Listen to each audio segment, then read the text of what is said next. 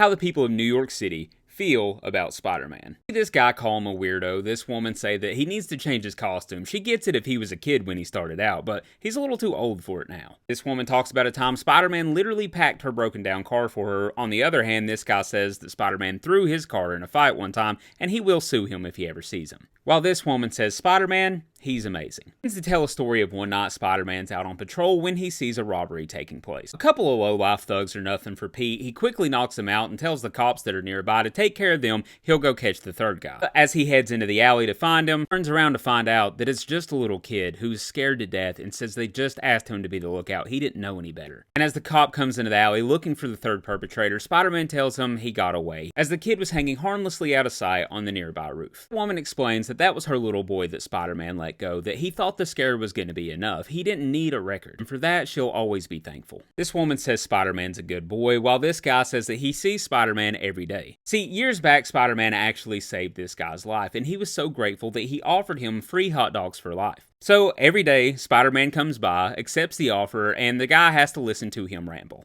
While this woman says there's a masked man up in the sky spying on us, that's not the kind of world I want to live in. And another one calls him beautifully selfless. He has all these powers and abilities. He could do whatever he wants, make any kind of profit off of them, but he chooses to help people. And we see the mom again explaining how much better her son Kyle got after Spider-Man intervened in his life. His attitude was better, his grades were better, and she thinks Spider-Man had something to do with that. And as a matter of fact, she knows it, because as she goes into Kyle's room one night, she sees Spider-Man in there helping him and tutoring him with his math homework. This cop says he's a jerk, while Cap says he's one of the greatest heroes that he's ever known. Back to the mom, she says that Spider-Man helped her son, that he just had no idea. As she breaks down to cry, she explains that the guys that Kyle was supposed to be the lookout for got out on bail, and they thought it was Kyle's fault that they got in prison in the first place. We see Spidey swinging over to Kyle, only to look inside and see that nobody's there. He goes to the front door and still gets no answer, until finally, Kyle's mom walks outside and collapses into Spider-Man's arms. Now we see the two thugs Kyle dealt with hiding in a warehouse, look up to see their worst nightmare coming down on top of them. Now the cops arrive to collect the two murderers who are hanging unconscious from a building. Pete is hiding out on the roof above, crying and mourning the loss of his friend. Kyle's mom says, we look up in the sky and see Spider-Man swinging above us, and we forget that he's a person, but he truly is. I've seen Spider-Man, I know Spider-Man, and he's just a guy who wants to help. Spider-Man saves people, he does his best and expects nothing back. I think we could all afford to be a little more like Spider-Man.